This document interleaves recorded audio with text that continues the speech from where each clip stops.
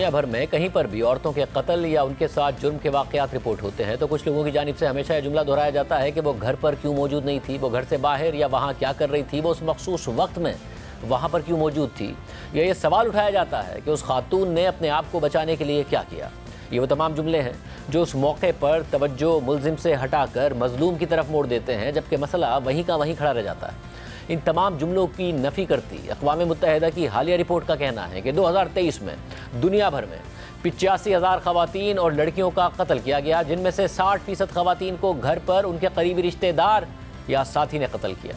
यानी हर रोज़ हर 10 मिनट में किसी न किसी खातून या लड़की का अपने साथी या करीबी रिश्तेदार के हाथों कत्ल हुआ है। अक़वाम मुत्तहिदा के इदारा बराए ख़वातीन और अक़वाम मुत्तहिदा के ड्रग एंड क्राइम ऑफिस की जानिब से हाल ही में शाया होने वाली रिपोर्ट के मुताबिक दुनिया भर में ज़्यादा ख़वातीन अपने घर वालों या पार्टनर के हाथों कत्ल हुई हैं, जिससे इस बात का अंदाज़ा होता है कि ख़वातीन के लिए उनका अपना घर भी गैर महफूज मकाम है। 2023 में 85,000 ख़वातीन को जानबूझकर कत्ल किया गया, जिसमें 60% केसेस यानी 51,000 अमवात वो थीं जो उनके अपने घर वालों या साथी के हाथों हुई थीं। रिपोर्ट के मुताबिक हर रोज़ 140 ख़वातीन और लड़कियां अपने करीबी रिश्तेदार या साथी के हाथों कत्ल होती हैं। यानी 2023 में हर 10 मिनट में दुनिया में किसी न किसी औरत या लड़की का अपने करीब समझे जाने वाले शख्स के हाथों कत्ल किया गया। अक़वाम मुत्तहिदा की रिपोर्ट के मुताबिक डेटा से मालूम होता है कि अपने पार्टनर या साथी के हाथों कत्ल होने वाली ख़वातीन में से कई ख़वातीन कत्ल से पहले अपने पार्टनर की जानिब से जिस्मानी, जिनसी या जहनी तशद्दुद रिपोर्ट कर चुकी थी,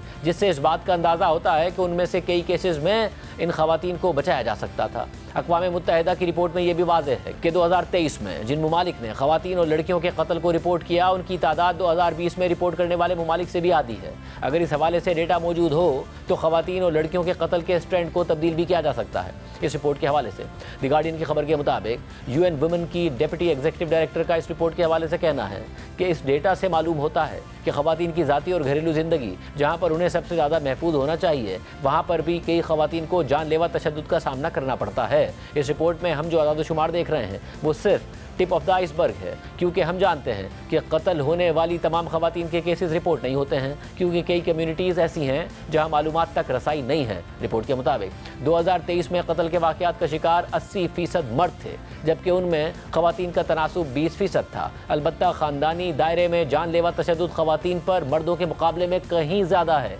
क्योंकि 2023 में जानबूझकर कत्ल किए जाने वाली तमाम ख़वातीन में से तकरीबन 60% ऐसे वाक़यात में कत्ल हुई जिनमें उनके करीबी साथी या ख़ानदान के दीगर अफराद मुलविस थे। अपने घर में कत्ल का शिकार मर्द भी हो सकते हैं और औरतें भी, लेकिन 2023 में ऐसे कत्ल के तमाम वाक़यात में मर्दों का तनासुब 12% था, जबकि बाकी हिस्सा औरतों और लड़कियों का था जिन्हें उनके घर पर कत्ल किया गया। दुनिया भर में जिनसी बुनियाद पर तशद्दुद के ख़िलाफ़ 25 नवंबर से लेकर 10 दिसंबर तक आगाही के 16 दिन मुख्तस किए जाते हैं, जिसका मकसद जिनसी बुनियादों पर ख़वातीन और लड़कियों के ख़िलाफ़ तशद्दुद की रोकथाम के लिए हुकूमतों को इक़दामात उठाने पर मजबूर करना है।